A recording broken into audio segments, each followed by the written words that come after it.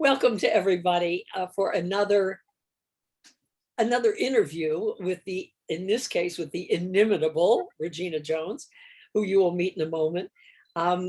Welcome to Old Women Who Write.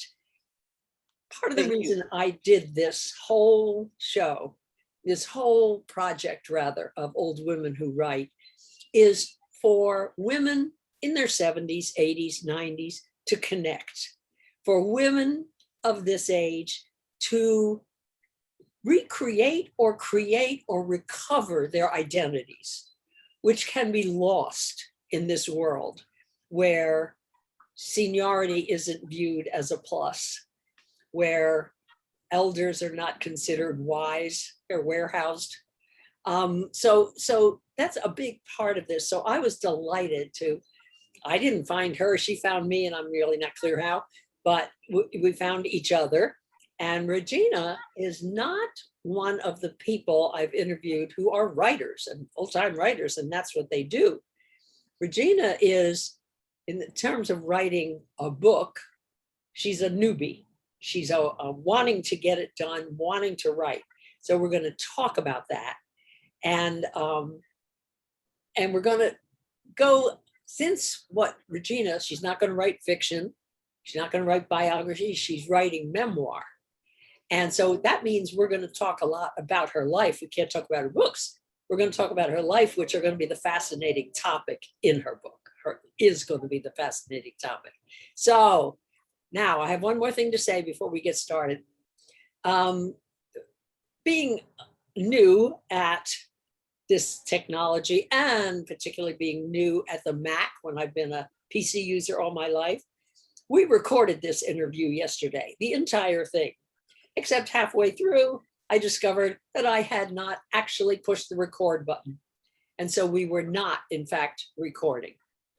I was horrified, didn't want to tell Regina, but she was gracious enough to say, essentially, there are no emergencies at our age, and we will just do it again. So here we are doing the first half again of the interview. So Regina, after all that, welcome. Welcome to Women Who Write. Thank you for inviting me to do this. Oh, absolutely. Absolutely. I was so taken when you first wrote to me, communicated, and I looked you up, of course. Don't we Google everybody? And I Googled you because I hadn't known anything but that you, from your email, except you were a woman who wanted to write and had tried and had done a lot of little things written, but they were not organized, whatever. But I didn't, so I thought, oh, that's interesting. There are probably a million of us like that out there. And then I Googled you, only to find out you are an astonishing woman. So we'll get into the why. So first, for those who are watching this interview, tell them, I may have given it away already, what you want to write about and why you want to write it. Okay, I am writing at this moment my memoir. Mm-hmm. And I want to write it, number one, is for I can leave it for my children, my grandchildren, and my great-grandchildren. Mm-hmm. For my family to have a documented by me history of what my life was all about, mm-hmm. and what they should know and what they may even not want to know. Mm-hmm. I just want to put it all in this book. Mm-hmm. Secondly, I would love to have it published and do well. And the reason for that is I'd like to reach out to other women and let them know that in spite of all the odds, we could just keep going and keep going. And as I like to say, you keep getting up, no matter how many times you trip and fall or you get knocked down. I just kept getting up, and that's what kept me going and got me to this point today. And I've had a fabulous, successful, blessed, interesting, even to me, life. Yes, with few regrets. Yeah. And I think your life is fairly astonishing. I think you had no odds going in, no odds that you would be successful in the world's terms, successful. And yet you were. So let's go right to your life. Talk to me about your first, say, 20 years. What'd you do in your first 20? I lived a lifetime in my first 20 years. I was born during the World War II, And my father was serving in the army in Italy. And that was World War II, as I said before. Yeah. When he came home from the war, my mom and I were in a little tract home that his parents had put the down payment on for us. And Mama told me all these wonderful things about my daddy. And instead, this shell-shocked, shaking man came home who smoked constantly and his hands shook and he just was weird. And all of that, maybe I could have dealt with better. But when he kicked me out of my mama's bed, which I had learned to wake up in the night and crawl into, Yeah. that was the big X on him. I did not like him. I did not want him there. Wow. And nothing he did. He was just a victim of a war. But that's how he came into my life. So we had this little family of three. Mama worked as a beautician doing hair at a beauty shop 2 blocks from the house. He worked at Southern California Edison, and he had been an elevator starter there before he went into the war. When he came back, he couldn't deal with the people in the building. Yeah. So he became a janitor. And he went to work every day at 4 o'clock. And I was grateful always when he went off to work. But usually in the mornings, I would be home often with him while Mama was at work taking care of. He went at 4 in the afternoon. 4 in the afternoon. And when he came home, I was asleep. Mama was a heavy drinker, both of them were, but the functioning drunks, the people who have a drink and can keep going another 2-3 hours. She was like that. And she gambled. They both played the horses, and there was runs down the street to the bookie to place bets by my dad. I remember going with him to this little cafe with the jukebox and all of that. And while he placed the bet, so everybody at the liquor store, at the little thing, at the meat market even knew Jeannie. At the drugstore, they all knew this little, very precocious, very outspoken little girl. Yeah. And Daddy was not all bad. I mean, he wasn't a bad person or anything. He was just a self-obsessed person. But you know, he was damaged. He was damaged. He was damaged. Yeah. But he taught me how to ride a bike, you know, wagon. He did a lot of things, made breakfast for me every day. We hung out together. Pretty normal life. Didn't know we didn't have much, because I had everything as an only child to parents in their 30s when they had me. I had everything I asked for. You know, I remember the milkman delivering the milk and the cottage cheese, and the Helms bakery man with the donuts and the cookies and the treats. I mean, those, what else does a kid want? You know, I went to local schools. I went to a lot of different schools. Seventh-day Adventist in the first and the second. I remember having to lie and say that we didn't eat meat and my parents didn't drink. You know, I had to lie. Yeah. The third grade, I went to the school in my district, and a little boy called me a nigger. And I came home and I said to my mother, he called me this, what does it mean? Because I'd never heard the word. Yeah. And she said, just go back and tell him, if I'm a nigger, you're Patty. If you don't believe me, ask your daddy. And so that didn't tell me what it was. I didn't know any more then, but she pulled me out of that school and moved me. And that was a primarily white school.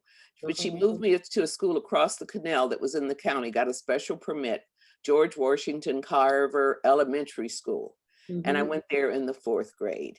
And my biggest trauma was Mr. Love telling us there was no Santa Claus, and I still believed in Santa Claus.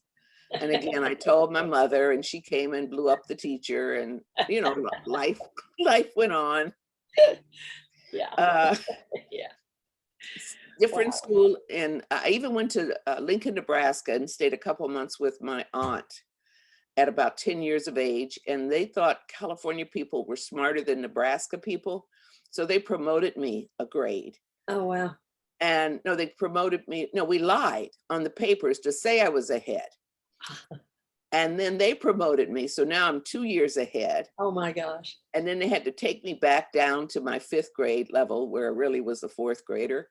And then coming back and finishing 6th grade. The thing that I find most interesting for myself is by the 6th grade, I had figured out that if I dried the dishes in the cafeteria, I could get a free lunch. And that would enable me to save my lunch money every day. And that was something very important to me, was always saving money. Also, when my mother was working on customers, if they were hungry, I would offer to go get them some lunch and get a tip for that. And so I like kind of working there with money has always been a motivator for you. money was a motivator for me. And the reason that it was my parents had these horrible fights and arguments about who should have paid something and who didn't pay things. And because they both had their gambling, they both had their drinking, they were not efficient in taking care of the bills. And I can remember if I saw the mail come in and it was from Department of Water and Power and it was pink inside somewhere or red. You mean you could see through the envelope, sort of? You could see color? Sort of around in where the name was, it was color. I gotcha. And normally it was blue, but if it had this other color, it meant it was late and a fight was going to ensue. Oh, wow. So I would literally go to the beauty shop, shake my mom down for the money to pay the bill, then walk the 2 blocks the opposite direction to the post office, buy a money order, and mail the bill in. Just About what age were you when you were doing this? 11. Wow. 12 at the oldest. Yeah. Yeah. Wow. It's just what I did. I knew to do that. I knew how to handle that. I didn't like fights. Creating stability for yourself. For myself. I needed that. I needed the non-screaming and hollering and cursing at each other that I heard. Wow. You were the adult in the room.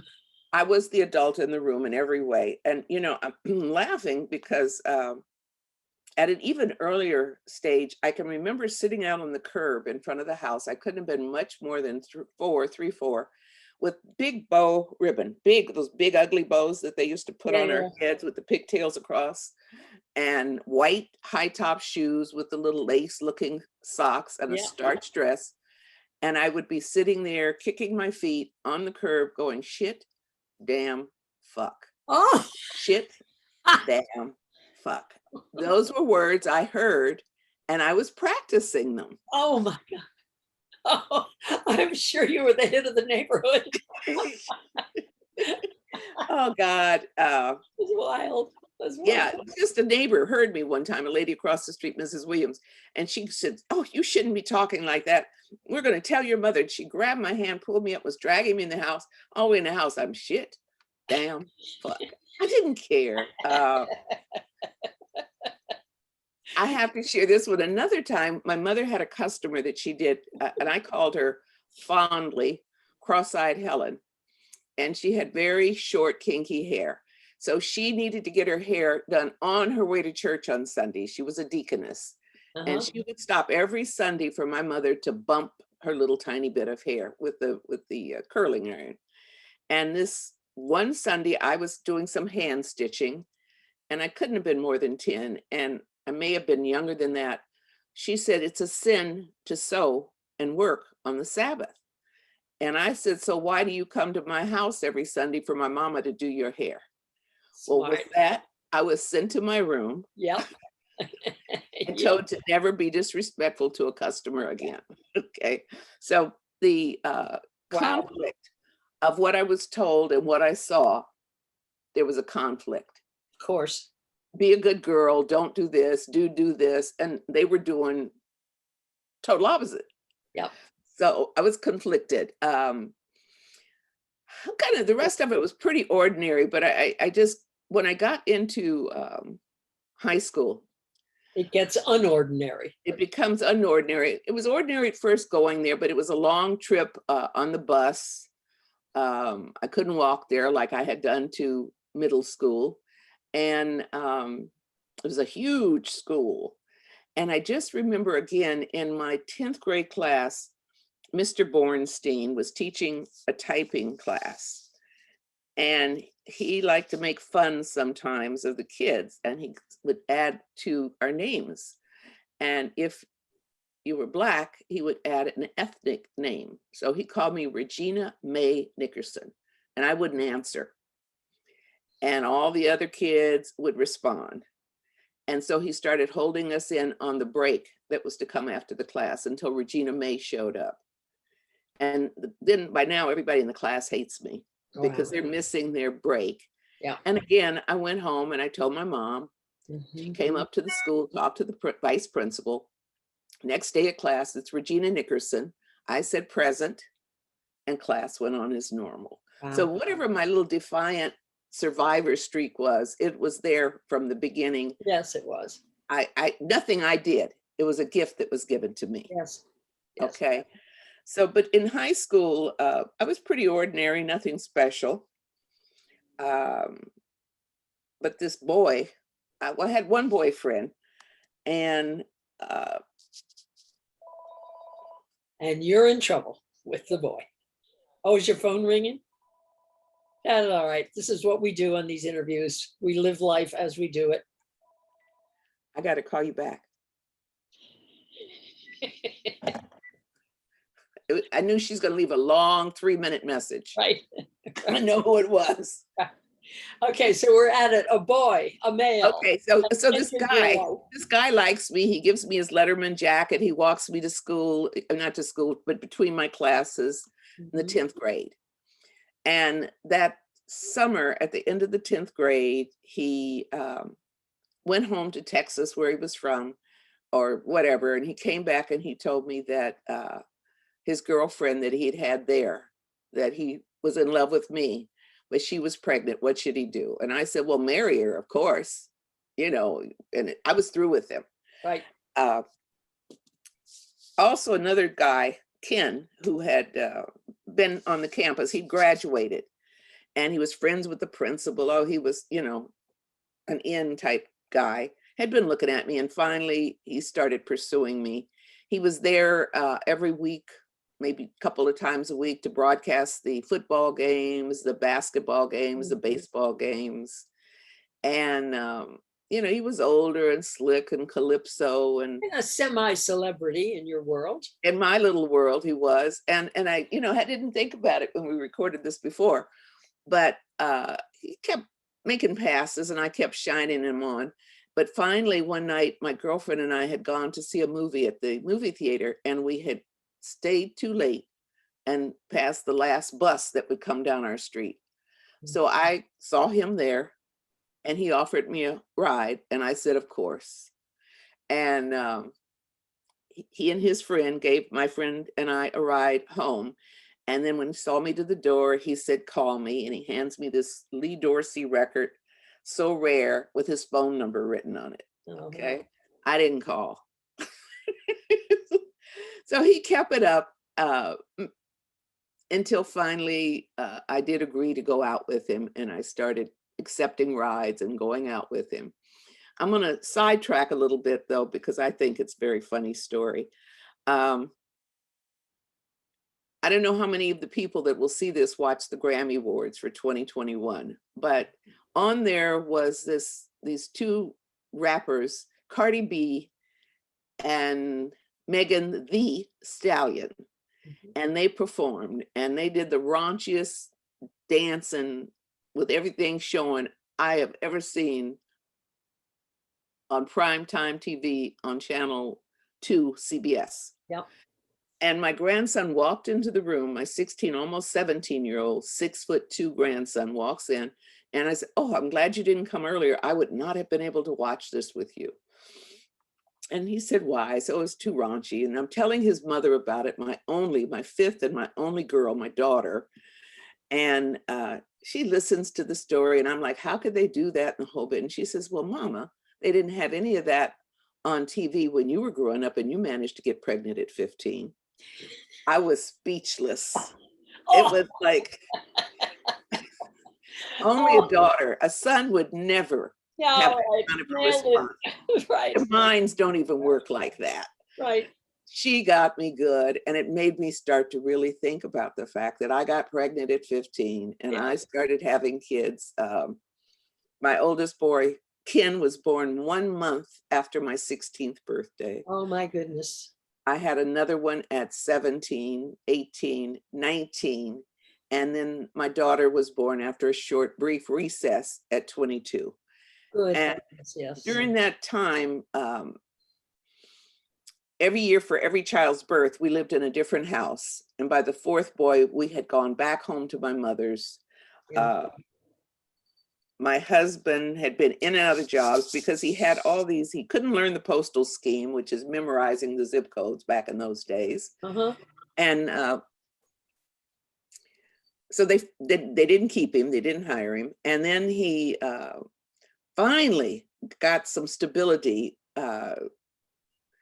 Oh God, I guess when Kenny was a couple months old, working as a radio telephone operator at the Los Angeles Police Department. And then we had the money to get an apartment. And then the next year, there was a rear house, little cottage for rent. Uh-huh. So he wanted us to move there. So we moved there. The third boy was born. His grandmother had died, so we could take over that house because it was larger and had a nice fenced yard. Then by the fourth son, we were always late paying the rent, and we're probably several months late. And my mother-in-law said, you guys got to move out of here. So she put the down payment on a rent with an option to buy home in another area. And we moved there. And by then, somehow or another, he's left the police department. He's doing broadcasting, jazz shows. He's doing news reporting, writing. I even remember there, he was even a taxi driver for a while. But we lost that house. And with 4 boys and 1 big boy in tow, we moved back to my mother's house. Wow. And after a while, things were really rocky because because his love of music and his like hustle for ideas, he was in the streets an awful lot.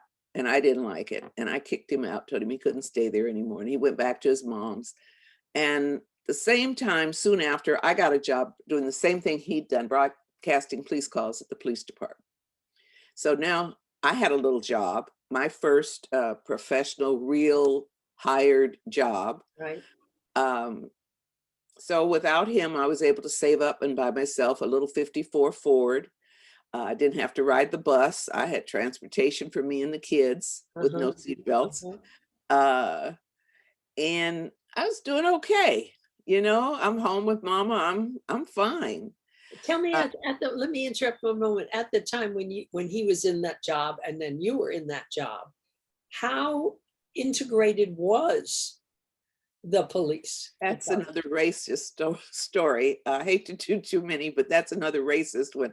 Okay, 2 things I forgot to share with you is one of them, when I got pregnant with the first child, I couldn't have an abortion. It just was not acceptable to me in my mind, for me. Yeah. Yeah. And I thought I could just stay home, continue in high school and have my baby. And my mother and my father said, no, you have 2 options. You have an abortion or you get married. But staying here and having the baby unmarried is not acceptable. Right.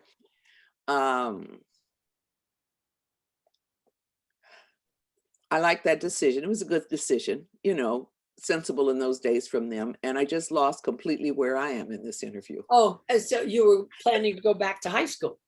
So after I had the baby, I did go back to high school, but it was, they wouldn't let me in at first because I had had a child and I was married. And then I went and found out that was illegal. I still was under 18 because I was 16. Right. I could get back into high school and finish. And I did, and I went back, but I soon found out I had nothing in common with my fellow students because I did have a husband and I did have a baby. And so I left there and I ended up going to an adult high school and finished and actually graduated while I was pregnant with my second child. Wow. At 17. Impressive. Yeah. Yeah. Again, these are just miracles because it's like, by all stances, by the time I'd had those kids and the marriage and all that was going on in my life, I could have been, I don't know, anything could have happened to me. Well, this is a question that we didn't get into yesterday, which is, were you wanting to have 5 children? Or did you not know what was causing it? Or, you know, what kind of decision making was it? the third one came out carrying a diaphragm.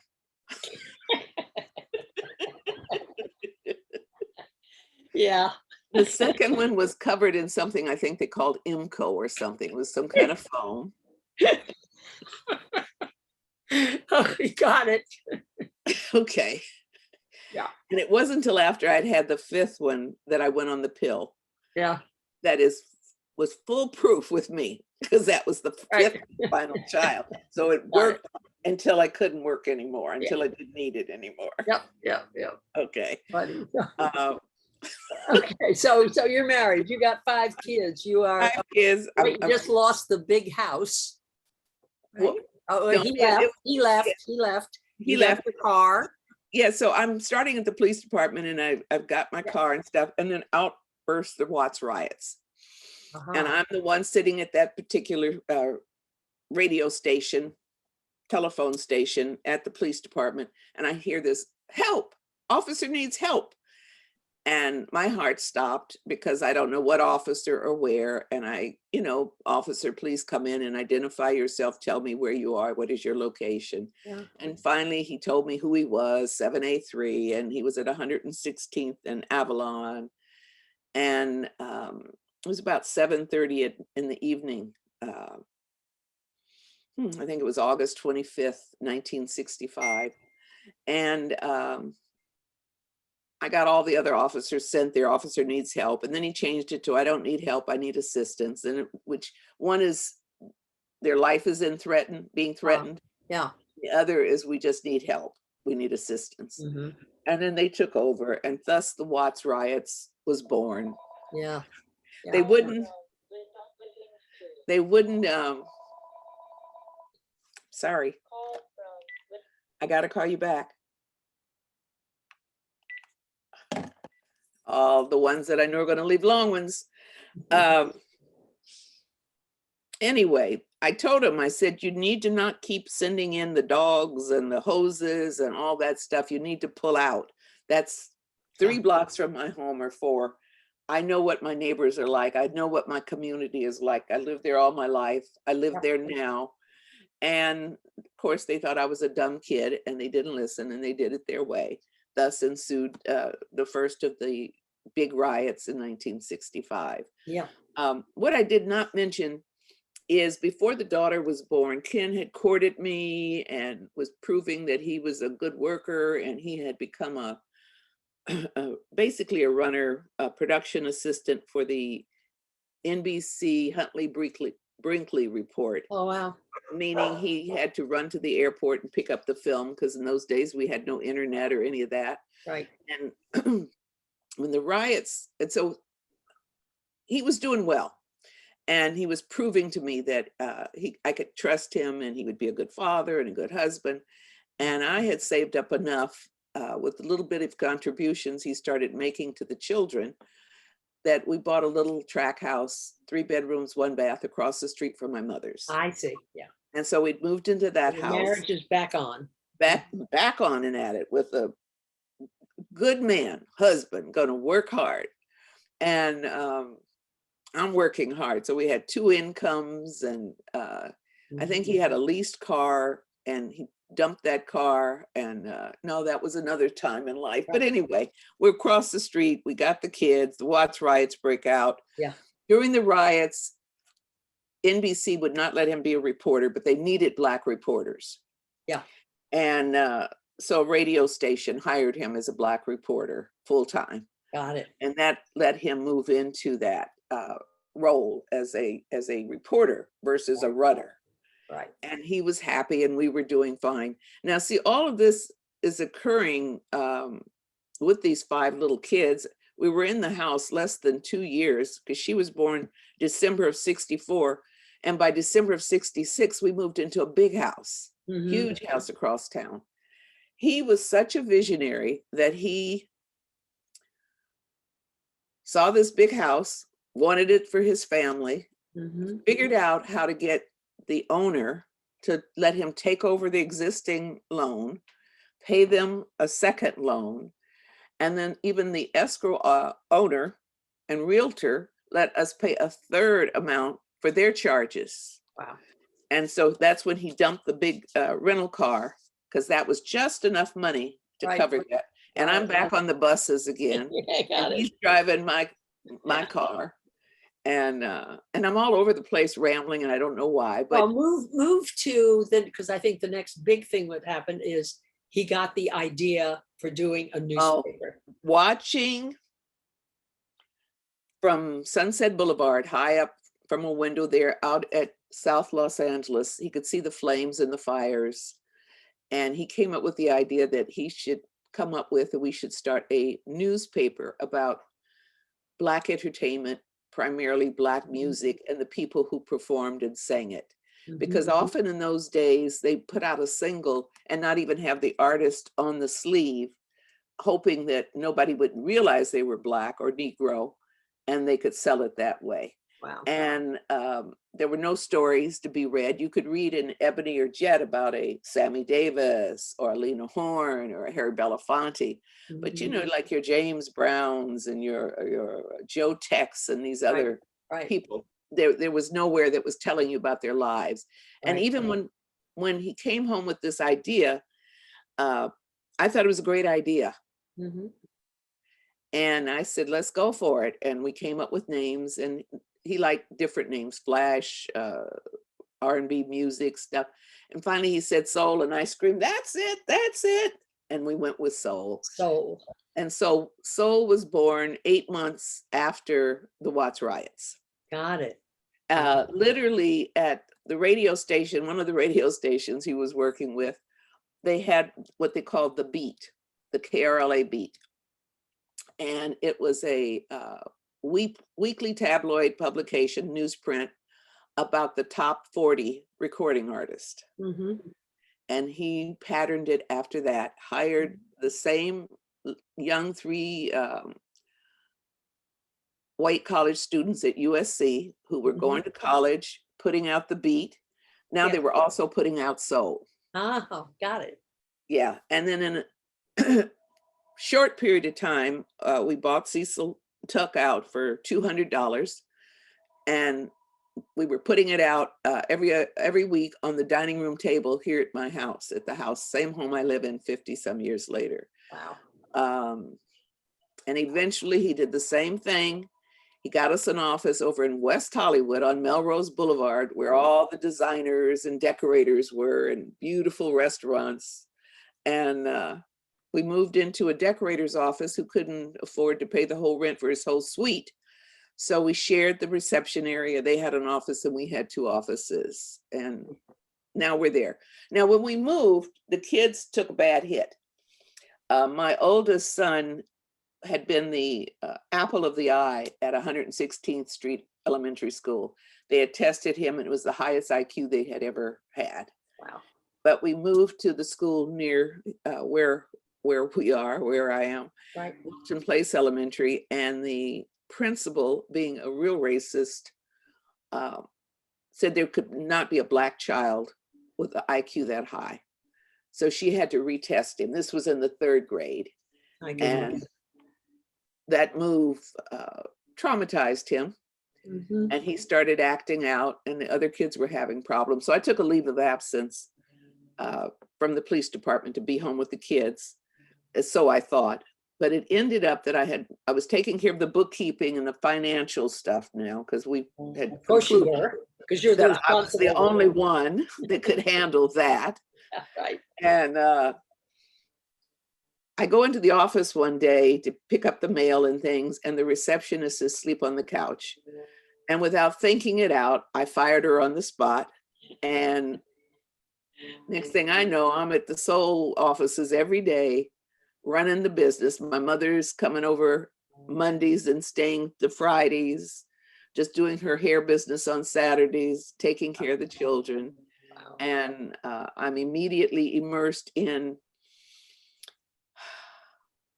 finding and making contacts with other radio stations to set up the same thing we had done to become a success in Los Angeles. Which is what? Working with the radio station. Ken had this idea that if he worked with the radio stations, like KGFJ, it was called KGFJ Soul. So they gave us on-air advertising. KPFJ sold on sale now, James Brown, Mick Jagger. Right. In exchange, we gave them their logo on the cover and a 2-page spread inside for them to do their marketing print, backing up their radio work. Got it. And it was very successful. No money was exchanged, but that advertising was invaluable because people were looking for it on sale. Yep. So now my job was to find other radio stations, top Black radio stations across the country. Yep. Next was KDIA, Oakland and San Francisco, Oakland. And then up to New York, WWRL, Chicago, WVON, you know, 27 radio stations. Wow. And that was the job because we had to stop the presses to put their logo, their call letters on every issue for the run in that city and change the center spread for everyone. So what was a 8 to 12 page newspaper came 27 pages, 27, right? That's 54 pages had to be laid out in addition for every issue as it rolled. Wow. Okay. Wow. And it was quite a big undertaking, and that's what we did until the very end. It stayed that way. And this went, for those of you who don't know out there, for 16 years. 16 years. Yeah, the beat made it from 64 to 68 and stopped. But we kept going. Well, we were at the point when yesterday I discovered we weren't recording. We were right close to this point. Right. Because I think it was right around this point when you really became mostly in charge of everything because your husband got his dream job, right? Okay. I got that right? And I'm going to backtrack a little bit. Okay. You asked me about the police department. Was there any racism there? Yeah. Yeah, there was. And literally a police officer might be walking through a door in front of me and I'm behind him and let it slam in my face, not hold it for me. There were some lovely people though. There were some lovely people, but there was this one old woman, Anna Bonner, who looked like Whistler's mother, beautiful, older, mature woman, very polite and lovely. And we're sitting next to one another working one day. And out of the clear blue, she says, "Have I ever shown you my dog?" And I said, "No, ma'am. You know, I'm 22. I'm very young. I've been taught to be polite to customers and other adult people, even though I had a mouth, but it was different." And I said, "No, ma'am." And she pulls out this picture out of her purse and shows me this picture of this little black dog. And I looked at it. I said, "Oh, he's so cute." And she says, "Well, what do you think his name is?" And I said, "I don't know." She says, "Nigger, he's black, isn't he?" And I remember sitting there with everything choked out of me, unable to speak, because my urge is to hit her, but I can't do anything but just sit there, waiting. Soul killing stuff.